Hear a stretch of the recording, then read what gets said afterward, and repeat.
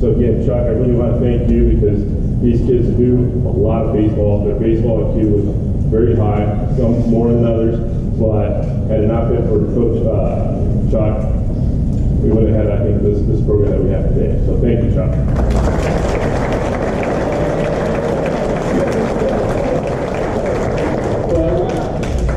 One of the things that we were really tasked with this year, and Coach Adams really touched on it real lightly, but we really did have 14. We started out with 14 shortstops, and our job, Ryan and I, we sat there at Albert Tacos and goes, what are we going to do with these kids? They said, well, we got to develop them. Okay, our job is to develop these boys and make them high school ball players. And as we progressed, we saw, holy smokes, they're still Little League.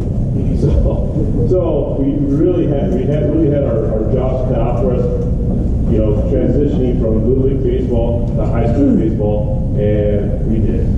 You know, I'm proud to say that we actually did, and what we accomplished with these boys, we won league. So.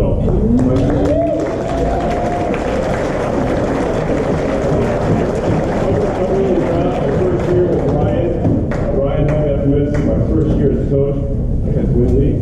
Wow. So with that, I'm going to pass, we're going to call out the names of the ball players. We're going to talk a little bit about the ball players, not very much, because tonight it is all about the varsity, so we'll keep it short.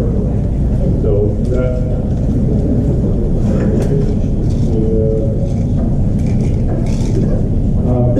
real quick, I just want to take a minute here. Sorgi, would you say that we bought a minute after the season we've been through with this group? I just want to say that you ever have that moment where you're on the road, you know, you see a selfish idiot kind of driving down the road, and you're like, you know, what goes around comes around, you know? And you know how like rarely you'll be around for when it comes around?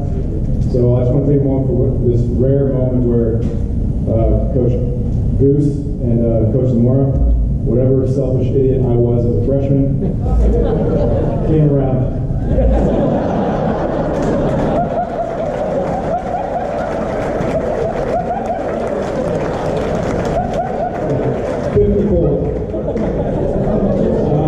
You're still circling, Mike.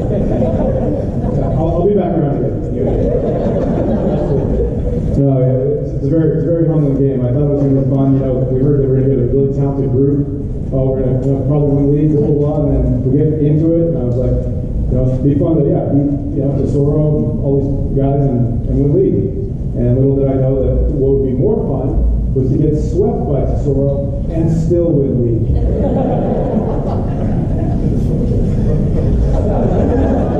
All right, so anyway, what Coach Hill said is correct. These guys just to get out of Little League, so you're going to hear a lot of phrases like contact rate instead of batting average. So, because you guys didn't keep them in check, so now it's our turn. Okay, so first guy, can I have Garrett, you go.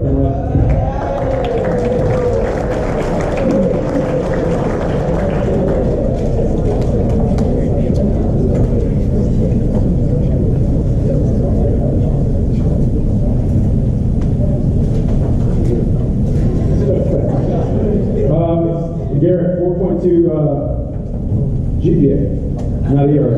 GPA, 4.2, right, at the end of the year. And with a fielding percentage of 978, contact rate of 814, batted 313 with runners in scoring position, fly ball percentage of 11.36, 11%, 3.6, and then 2.3 ERA off the bump, 60.8% strikes in 15 innings pitched. This is a guy that we never had to worry about the attitude and effort of. By the time the year ended, I was like, this guy, you know, he reminds me of Capital Baseball from when, back in Zamora's days. And he tried to lead verbally and by example. He's just to me, he represents Capital Baseball, and he's going to continue to do that, so I can't wait to see what he does moving forward.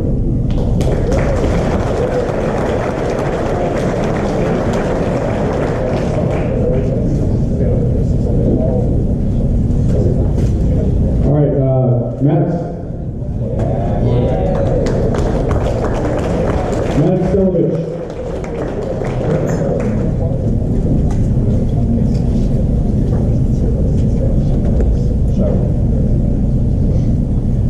Maddox he finished his freshman year with a 4.0. Contact rate of 848, batted .333 league average in runners in scoring position. Was always ready to go, ready to pitch for us to whatever we needed, which was awesome.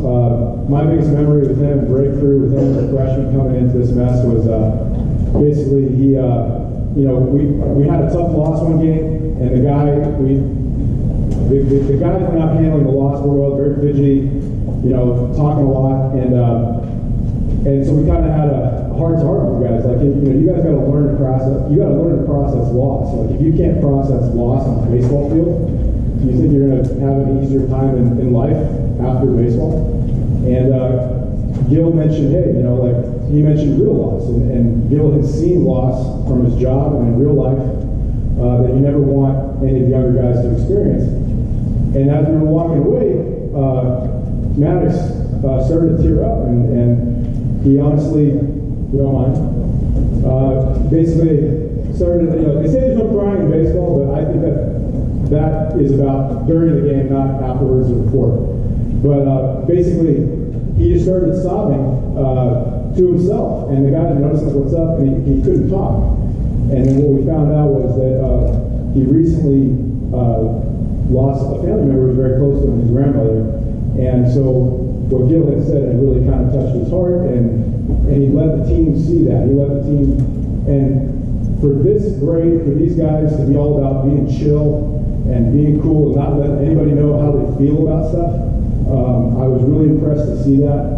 And how does that exactly translate into success?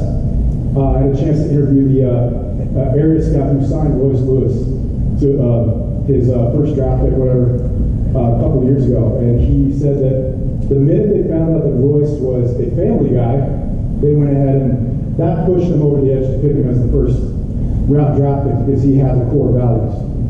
And with that in mind, I feel like Maddox, his ceiling is very high in the game and in life because he holds those core values. So.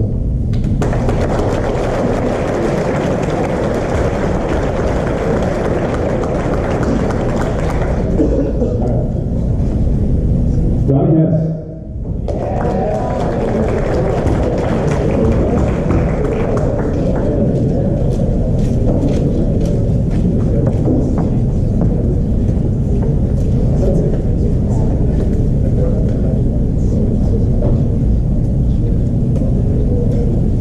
Donnie Hess was an animal out the gate for us with pitching.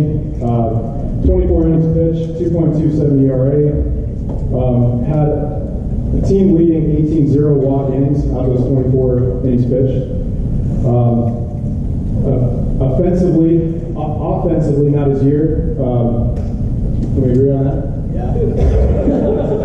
But what the numbers don't show is that in the box, the guy was one of our top competitors. I never had to worry about him getting locked in or wanting to compete or wanting to battle. It was just part of his DNA. So he's got that cougar fire in him, and he's talented beyond the baseball field. Plays music, and he kind of had to make a decision, early on this year about what's going to be music or baseball. My best story with him was fly ball responsibility. Literally missed 3 fly balls in that little no-man zone, between first base and right field, where both guys run the kind of casual jog. That was Hess for like three of those. The first one, he was so pissed that someone didn't catch it, and he was ready to blame somebody else. And all of us were going, Hess, that's your ball. And he's like, no, it's not. And I pulled him aside. I said, Hess, if you got a good jump, did you get that ball? And he said, yes. I said, okay, whose responsibility is that jump? He said, mine. I said, okay, great. Fast forward to our last game. Instead of doing one of these and giving the Little League body language, he gets a game, what would have been a game-winning fly ball right to second base, no man zone. drops in. Everyone knew, including him, his ball. And over here, Gil's going, "Buddy, what did I tell you?" And he goes, and he nods at him like that. And that made my season. I'm not joking. Like, I was going, I honestly didn't think he was going to take responsibility for something so simple by the end of the season, but he did. And I really think that with his competitiveness, his fire, he's gonna be somebody to watch throughout the year. So.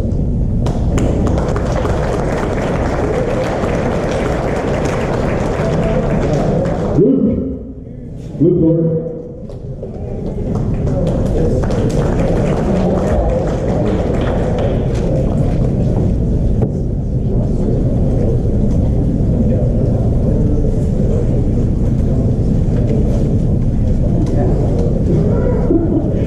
Luke Gordon, end of the year with a 3.8 GPA.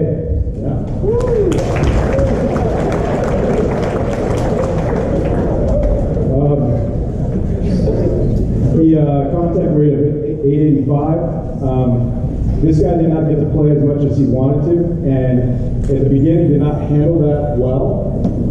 He handled it. He was pissed, as any young kid should be. I want to play, right? But he chose to, kind of joke around in the dugout and kind of, act like it didn't bother him, but it really did. And by the end of the year, he manned up, and his body language changed, and he was ready to go in at a moment's notice, and he wasn't scared of anything. Like I thought he was going to do the whole I haven't got my reps in, coach. I'm not ready to sulk some more, but he did. He kept coming back, and he no matter how much Sorgy, myself, and Coach Gill got on him, he kept coming back. He didn't quit. And with his sense of humor and ability to keep things light, that combined with his drive to not quit, I think it's going to be. I think he could be a dangerous asset to Capital's program.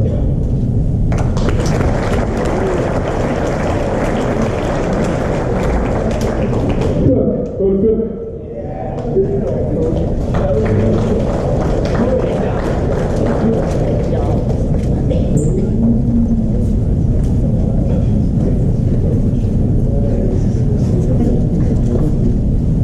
So Cody, 833 contact rate, ended let's see, with a team high of seeing 4.6 pitches per at bat. He started strong, finished strong with pitching, and his last outing was probably the strongest one with 5 innings pitched, no earned runs versus San Clemente. He battled some illness during the year, lost some weight, right? From 150 to 100. Anyway, it was a taste of some real adversity that not a lot of the kids face, and so he went ahead and faced that, and he basically what I loved about Cody was that he could process multiple things at once. We coach will talk. You're like, I don't think any of this is going to hit. And then I'd go to Cody, what I said. He said this. And I'm like, I don't know how the frick you remember all that, but he got it, he absorbed stuff, and then he actually applied it. And then the last game, San Clemente, he was rushing, he gets to his leg lift, kind of rushing. He'd rush through his leg lift, and I kept saying, rhythm, like that. And he actually applied it. And then he did awesome. It was great. So I can't wait to see what he does next year and the year after.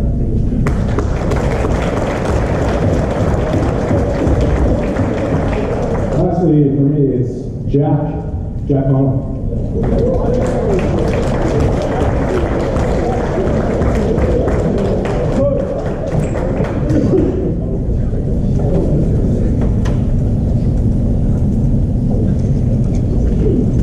Jack Connell. Great thing about him up here is that he actually did what Coach Gill asked him to do, which was to hit hard ground balls. Much to their dismay, they wanted to hit tanks, and tanks are known as home runs or hidden bombs. And so we told him, hey, you guys don't consistently do that enough to not hit the ball on the ground, make him put it in play, and see if you can get on base. And Jack took that to heart and had a 0 fly ball percentage for the year, had a 69.23% ground ball percentage, which was the lowest and highest of the squad. It was fantastic.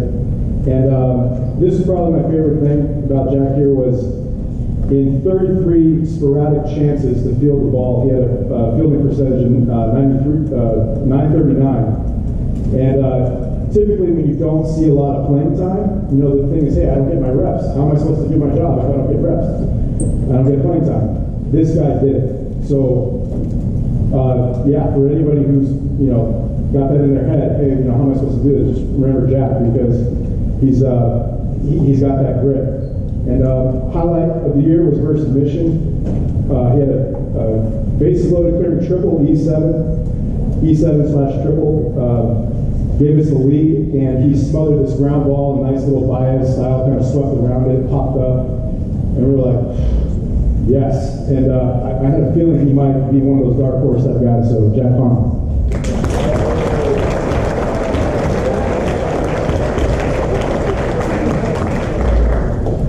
Back to you, go.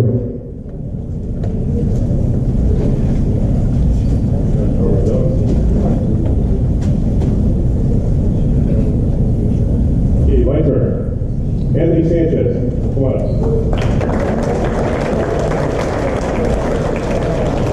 No nepotism here, no nepotism. He's not my son. So I'll take it.